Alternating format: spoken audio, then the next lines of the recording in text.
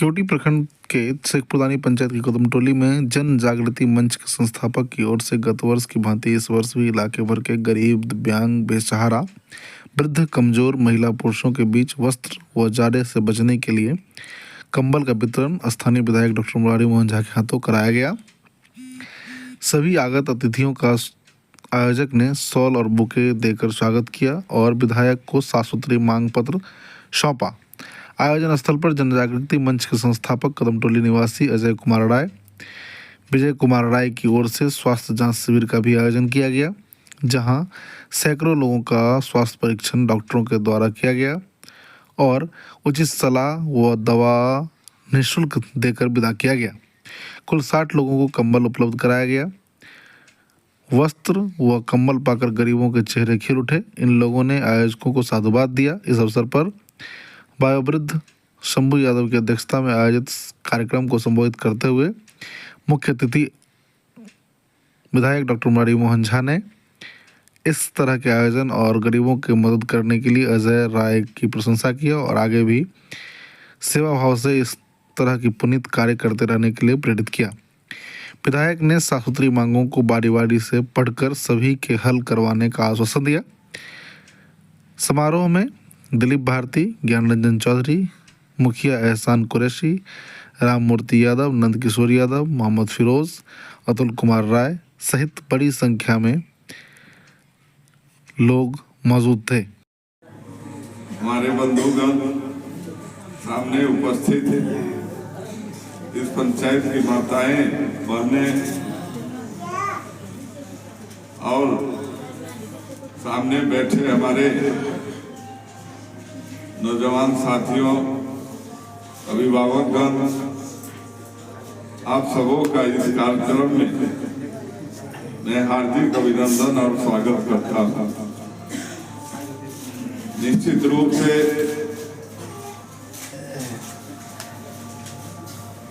अजय राय जी के द्वारा लगातार वर्ष 2019 से जो यह कार्यक्रम फ्री हेल्थ कैंप और यह कंबल वितरण का कार्यक्रम इनके द्वारा आयोजित किया जा रहा है और हमें भी लगता है मैं तीसरी दफा आप सबों के बीच आया हूं। अपने पूर्वजों को याद करना और उनके सम्मान में यह कार्यक्रम आयोजित कर गरीबों के बीच कंबल वितरित करना, यह काफी पुण्य का काम उनके द्वारा किया जा रहा है। मैं इसकी सराहना करता हूं और उनके प्रति आभार भी प्रकट करता हूं। सभी ऐसे ही आयोजन में ये मुझे यहाँ अनित हो गया, आप सबों से क्षमा भी चाहता हूँ। और निश्चित रूप से भाई दिलीप भारती जी ने कहा, जो लोग सक्षम हों उनको भी अपने अभिभावकों के नाम पर ही इस तरह का कार्यक्रम निश्चित रूप से गरीबों को भी करना चाहिए। ऐसे भी मकर संक्रांति आ रहा है और सनातन धर्म में मकर संक्रांति के रोज दान पुण्य करना एक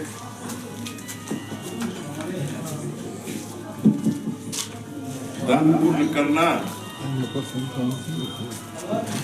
बहुत बड़ी बात है और इसका पुण्य सबों को प्राप्त होता है कि उन्हें भी इस प्रकार का आयोजन कर अपने पूर्वजों को याद करना चाहिए। और निश्चित रूप से इनके द्वारा पिछले दफा भी एक ज्ञापन जिसमें कुछ मांग हमारे उनके द्वारा रखा गया था। स्वास्थ्य की करीब 12 स्वास्थ्य उपकेंद्र मैं जब से निर्वाचित यहाँ हुआ, स्वास्थ्य उपकेंद्र मैंने लाने का काम किया है और 2 जगह ऐसे हैं कि ग्रामीणों के द्वारा उन्हें नहीं बनाने दिया गया। एक वो लालगंज में बाट पोखर के स्थित उसका निर्माण होना था, भूमि विवाद के चलते उसे नहीं बनने दिया गया और एक ननौरा में भी बनने दिया गया। उसके बावजूद भी मैं 10 और स्वास्थ्य उप केंद्र के लिए राज्य सरकार को है जब भूमि नहीं मिलता है। कई एक जगह अभी आप देखे होंगे करीब और 15 का भी निविदा हुआ और वह 15 में भी कुछ जगह भूमि विवाद के चलते भूमि अवरोध पैदा हुआ, कामें हुई है। और मैं आपको आश्वस्त करना चाहता हूं कि स्वास्थ्य उप केंद्र के लिए यहाँ देखता हूं मैं पहल करूंगा, मगर जाएगा स्वास्थ्य के सेक्टर में बहुत सारे काम राज्य सरकार के द्वारा किए जा रहे हैं। इसलिए मैं विश्वास दिलाता हूं कि अगर भूमि उपलब्ध होगा तो मैं यहाँ स्वास्थ्य उप केंद्र लाने का प्रयास करूंगा। पुल के पास आप बोल रहे हैं कंक्रीट दीवार के बारे में, मैंने उस पर बात किया था, मंत्री जी को पत्र भी दिया था। वो ऐच्छिक कोष से होने वाला नहीं है, नदी में हम लोग के लिए भी ये गाइडलाइन में नहीं है। इसलिए जब भी उसमें कोई निर्माण कार्य होगा तो घाट नुमा आप देखे होइएगा शीशों के पास और कई एक जगह बना है, उसका मैंने लिख के दिया है, दानी के लिए भी दिया है, कोठिया के लिए भी दिया है, कई पिंडारूथ के लिए भी मैंने दिया है मंत्री महोदय को। और मंत्री महोदय ने आश्वस्त किया है कि मैं जांच टीम भेजकर उसका अवलोकन करवा लेता हूं और जो जरूरी होगा वो निश्चित रूप से दिया जाएगा। दूसरा है आपका एम्बुलेंस की व्यवस्था। एम्बुलेंस की व्यवस्था हर एक पंचायत में हो ऐसा संभव नहीं है। यहाँ पीएससी में आपको एम्बुलेंस है, जब 2-3 एम्बुलेंस है यहाँ। अगर जरूरत पड़े, जिसको जरूरत पड़ता है वो वहाँ से संपर्क करें, अन्यथा मुझसे संपर्क करें तो निश्चित रूप से एम्बुलेंस की व्यवस्था होगी। या फिर वो मरीजों के लिए ही वो एम्बुलेंस लगा हुआ रहता है। निजी नलकूप आप इसमें यह वो मैं एसडीओ को बोल दूंगा और सभी जगह उसका मैं कनेक्शन दिलवा दूंगा, यह मैं आपको वचन देता हूँ। राजस्व पदाधिकारी इनको बोले आप सीओ वाला समस्या, ये दाखिल खारिज वाला समस्या बहुत बड़ा समस्या, जिसके नाम पर अभी भी आज भी एक व्यक्ति में हमारे पास आए थे और बोले कि 5,000 रुपया कर्मचारी ले भी लिया और उसका दाखिल खारिज भी नहीं हुआ। अब बोलता है कि वहाँ डीसी लाख के पास जाए। तुरंत मैंने वहाँ से सीओ को फोन लगाया और सीओ को मैंने कहा कि ऐसा क्या हो रहा है, 5,000 रुपया भी ले लिया, पैसा भी रिटर्न नहीं किया, अब उसको बोल रहा है कि वहाँ जाइए। तो उसमें बहुत बड़ा धांधली है, इसको हम कबूल करते हैं और इस पर अंकुश भी लगाएंगे। हम एक दिन प्रखंड कार्यालय में मैं इसके संबंध में एक बैठक लेने जा रहा हूँ कि कितना दाखिल खारिज आवेदन पिछले वर्ष यहाँ आया है और कितना लंबित है तो किस कारण से लंबित है, यह मैंने प्रश्नावली एक बनाया है। अब सीओ के साथ बैठक करके उसका कैसे निराकरण होगा, नहीं होगा तो उस बैठक में मैं डीसी लाल को भी बुलाऊंगा और बैठक में तय करूंगा कि इसमें क्या व्यवधान है और कैसे यह दूर होगा, इसका मैं बैठ के तय करूंगा। और गांव में खेल कूद की समस्या के बारे में आप बोले हैं, मनरेगा के द्वारा आपको जानकारी दे दें कि प्रत्येक पंचायत में, यह राज्य सरकार का है, प्रत्येक पंचायत में 10 लाख से नीचे, मतलब 9,98,000 हो जाए, 9,99,000 हो जाए, अगर जमीन है वहाँ तो खेल कूद के लिए उस मैदान को जो भी वहाँ काम होगा बच्चों के खेल कूद के लिए वो व्यवस्थाएं सारी वहाँ की जाएंगी। ऐसा योजना है प्रत्येक पंचायत की। अगर उसमें मैदान इस प्रकार का कोई है तो आप चिन्हित करके दीजिए, हम उसको करवा देते हैं। नहीं तो दिलीप भारती जी भी बैठे हुए, मुखिया जी को शायद संज्ञान में होगा ही बात है ना, उसको नहीं होता, जमीन उपलब्ध नहीं हो पा रही है। जमीन उपलब्ध नहीं होगा तब नहीं होगा। जमीन उपलब्ध होगा तो 10 लाख तक का आप उसमें उन्नयन का काम करवा सकते हैं। को खोदना है, भरना नहीं। कैसे दी रहे और एक सौ आपका लास्ट है 7वां, पंचायत में नियमित सफाई साफ सफाई की व्यवस्था होनी चाहिए। तो राष्ट्र लोहिया स्वच्छता मिशन योजना के तहत सभी पंचायतों में स्वच्छता मिशन, और इस पंचायत में भी लागू है, लागू महीना में हो जाएगा। मगर मुझे शिकायत भी बराबर मिलता रहा है कि स्वच्छता कर्मी कोई लोग भुगतान नहीं करते। अब उसमें क्या व्यवधान है, इस बात के लिए मैंने विधानसभा में भी प्रश्न उठाया और 15वीं से शायद इन लोग को पेमेंट करना है। एक तो पेमेंट उसका मामूली पेमेंट है, गांव घर के लोग गरीब उसमें साफ सफाई में लगे रहते हैं। ठेला खराब हो गया तो मरम्मत नहीं हो पा। मोहन झा, राजी मोहन झा, मेरे केवटी क्षेत्र, हमारे अड्डा जो हमारे मुखिया हैं, दिलीप भारती जी जो उपाध्यक्ष भाजपा के मंडल के अध्यक्ष हैं, जिला उपाध्यक्ष हैं, राममूर्ति जी के अध्यक्ष अभी निर्वाचित हुए हैं, हमारे शंभू जी जो मुख्य सलाहकार हैं, हमारे कदमटोली जनजागृति मंच के, और किशोर जी जो अध्यक्ष हैं, और विनोद जी जो समाज सेवी हैं, हमारे सामने बैठे हुए हमारे जितने भी ग्रामीण हमारे अतिथि, और जो भी आज इस कार्यक्रम में कंपन के लिए बुलाया गया। मैं ये कार्यक्रम 2019 से चला रहा हूँ केवल इसलिए कि मैं जिस पिता के पुण्यतिथि पर आज ये कार्यक्रम कर रहा हूँ, आज उनके कारण मैं यहाँ तक पहुँचा हूँ। और मुझे लगता है कि समाज में हर व्यक्ति को जो सक्षम हो वो किसी न किसी रूप में समाज को कुछ देना चाहिए, ये मेरा धारणा है। और मैं इसी कार्यक्रम को इसीलिए इस बात को मैं चाहता हूँ कि हमारे समाज के, हमारे ग्राम के सभी आदमी जो सक्षम हो, जो समाज को कुछ दे सके वो दे। अगर ऐसा हम करते हैं तो शायद मुझे लगता है कि काफी हद तक हम समाज को कुछ दे पाएंगे और आगे इस तरह से हमारा समाज अच्छा होगा। मैं मुख्य अतिथि को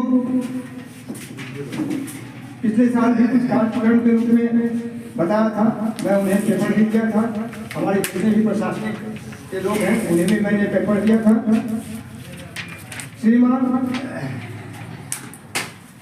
खास के हम मैं एमएलए साहब को कहूँगा, क्योंकि प्रशासनिक कोई ऑफिसर नहीं है और आप सबसे बड़े अभी आप हैं यहाँ पर। और मैं जानता हूँ कि आप अगर चाहेंगे तो जो आपके फाइल में जो कार्यक्रम है, मैं चाहूँगा कि आप इसको ध्यान दें, ये सभी समाज के लिए है। मैं 2019 से इस बात को कह रहा हूँ कि हम लोगों के लिए, कोई भी ग्रामीण के लिए अगर कोई मेडिकल सुविधा की आवश्यकता होता है तो या तो केवटी जाना पड़ता है या दरभंगा जाना पड़ता है। तो मैं चाहूँगा कि यहाँ कोई स्वास्थ्य केंद्र हो जहाँ 24 घंटा डॉक्टर और नर्स हो, एक एम्बुलेंस की व्यवस्था हो, तो ये समाज के लिए अच्छा होगा, गरीब दुखियों के लिए अच्छा होगा।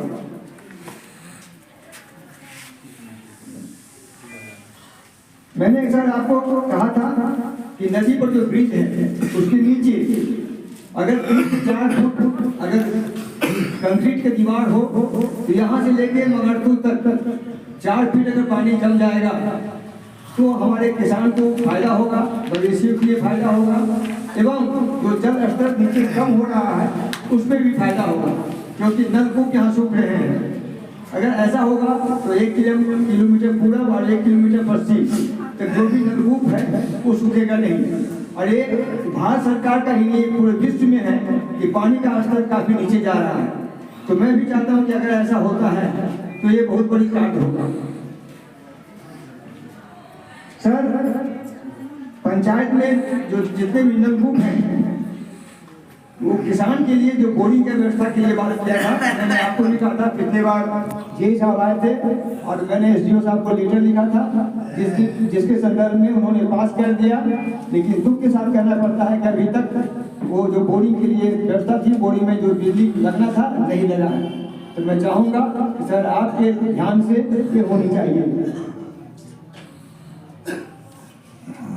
सर इसमें तो मैं कुछ किसानों के लिए इस बात को भी लिखा था कि जो रसीद कटा हुआ है लेकिन दाखिल खारिज नहीं हो पाता है, खाता नंबर 2 में रजिस्टर नहीं हो पाता है, इसके लिए भी मैंने SDO DCLR एवं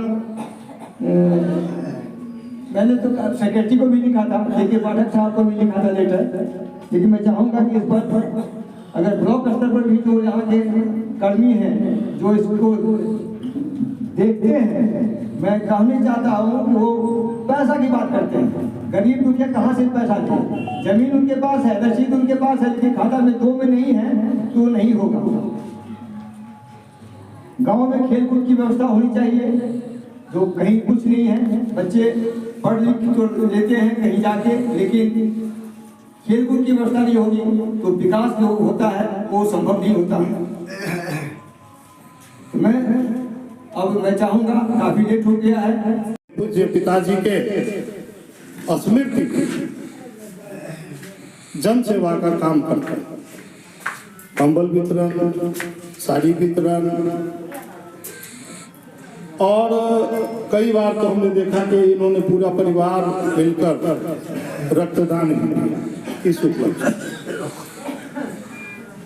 निश्चित रूप से सभी लोग महसूस कर रहे होंगे कि परमात्मा जब किसी को कुछ देता है और उस देने के बाद उसके हृदय में उद्गार भर देता है, तब जाकर कोई व्यक्ति इस तरह का पुनीत काम कर पाते हैं। और इसके लिए हम समझते हैं कि समाज के बीच अभी तक जो आप करते आ रहे हैं निश्चय ही वह अनुकरणीय है और प्रशंसनीय है। मैं अधिक समय नहीं लूंगा।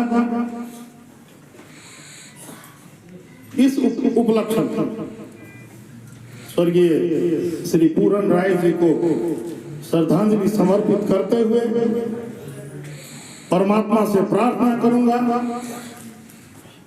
कि उनके परिजनों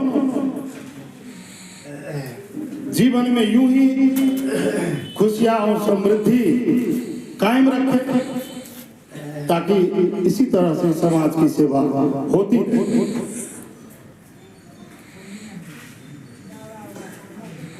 बहुत सारे लोगों को बुद्धि, वैभव, शक्ति या संसाधन परमात्मा देते हैं, लेकिन उसका वो उपयोग अपना और अपने परिवार के उन्नति में और कल्याण में लगाते हैं। यह सामान्य प्रक्रिया है, हम भी ऐसा करते हैं, ऐसा ही करते हैं। लाखों में कोई एक जो पुत्र ऐसे भी पैदा होते हैं जो अपने पूर्वजों के नाम को ऊंचा करने के, उनकी स्मृति अपने समाज में बनाए रखने के और आने वाले पीढ़ी को प्रेरणा देने के लिए इस तरह से जन कल्याण के कार्यों को बढ़ावा देते हैं, करके दिखाते हैं।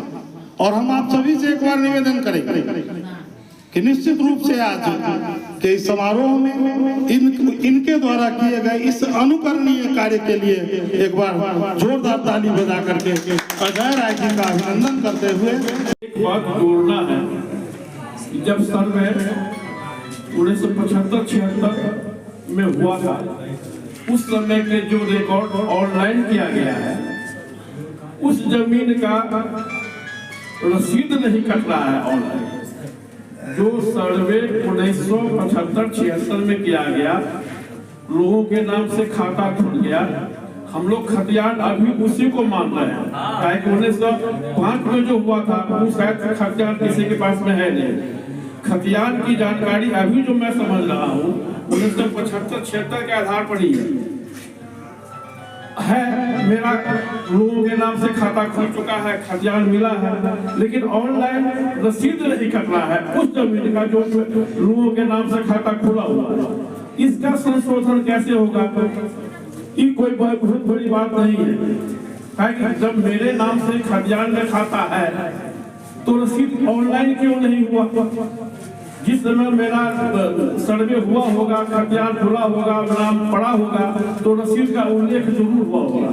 हम लोगों से गलती क्या हो गई कि उस समय हमको ठीक साल याद नहीं है, कर्पूरी ठाकुर मुख्यमंत्री हुए थे 71-72। उन्होंने घोषणा किया कि 5 एकड़ से कम जमीन वाले को रसीद कटाने की जरूरी नहीं है, उनका मालगुजारी माफ होगा। फलस्वरूप हमारे जैसे लाखों किसान बिहार के रसीद नहीं कटाए। खाता तो खुल गया, सर्वे में खाता खुला, रसीद का जरूर कुछ न कुछ कहीं न कहीं उल्लेख होगा। जो हम लोगों को परेशान किया जा रहा है, कुछ उल्लेख है, कुछ उल्लेख नहीं है। जब खतियान खुला, जैसे अभी दाखिल खारिज का ब्यौरा आ रहा है, उस समय भी आया होगा। तो इस पर कृपया ध्यान दीजिए और सीओ साहब से इस पर थोड़ा सा बातचीत करें कि जब खाता खुला हुआ है तो ऑनलाइन